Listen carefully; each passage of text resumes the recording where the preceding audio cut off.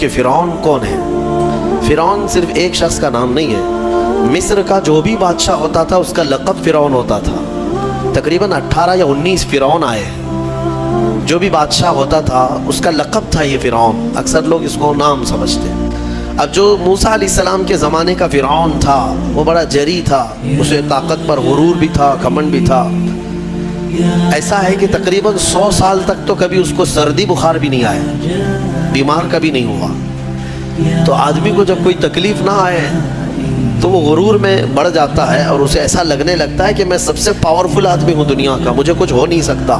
تو یہی فرعون ہے جس نے اپنے زمانے میں یہ اعلان کیا تھا کہ لوگوں میں تمہارا رب ہوں، تمہارا بڑا رب میں ہوں، میری عبادت کرو۔ بات تو چل رہی تھی اور لوگوں کو اپنی خدمت پر معمور کرنے کی بجائے اپنی عبادت پر معمور کرتا تھا، ہزاروں لوگ اس کو سجدہ بھی کرتے۔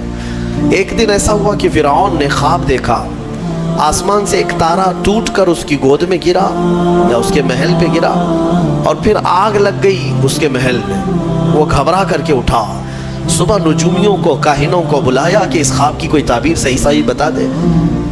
بہتوں نے الگ الگ تعبیریں بتائی، پھر جو بڑے ماہر نجومی تھے انہوں نے کہا کہ اس خواب کی تعبیر یہ ہے کہ بنی اسرائیل خاندان میں ایک بچہ پیدا ہوگا جو تیری سلطنت کو ہلاک کر دے گا، تیری سلطنت کے ہلاک کرنے کا باعث بنے گا۔ خواب کی تعبیر سننے کے بعد شاہی فرمان جاری کر دیا اس نے کہ بنی اسرائیل میں آج کے بعد جو بھی لڑکا پیدا ہوگا اسے مار دیا جائے گا، کیونکہ وہ بچہ کہیں سلطنت کی ہلاک کرنے والا پیدا نہ ہو جائے۔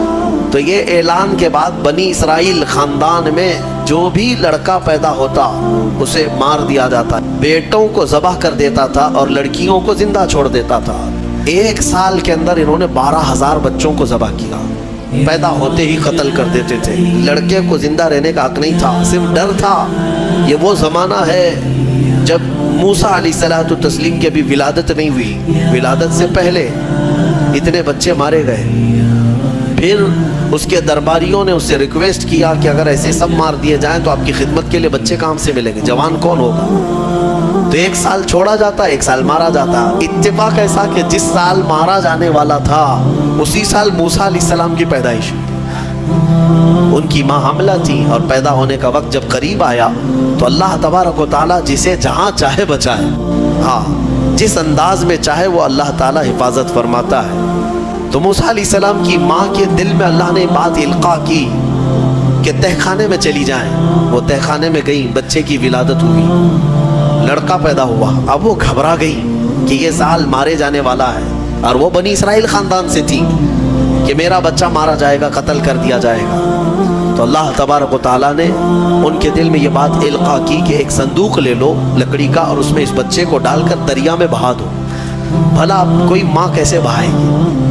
لیکن اللہ تعالیٰ فرماتا ہے وَرَبَطْنَا عَلَىٰ قَلْبِهَا، ہم نے ان کے دل کو مضبوط کر دیا تھا۔ جب اللہ تعالیٰ کسی کے دل کو مضبوط کرتا ہے تو بڑے بڑے کام کر جاتا ہے۔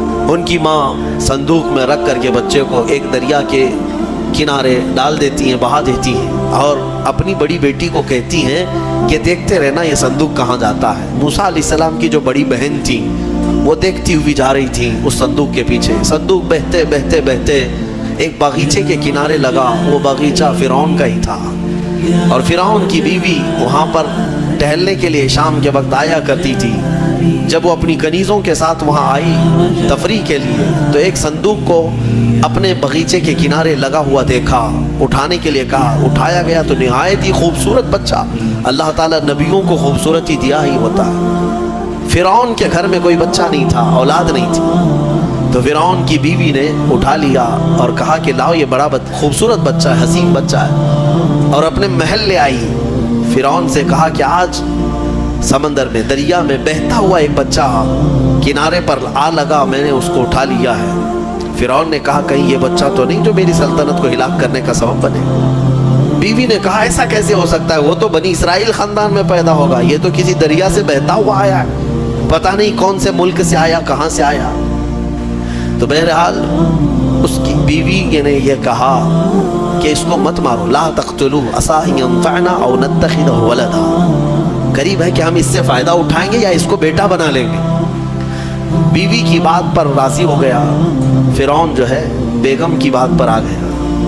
اور اس کے بعد رکھ لیا بچے کو.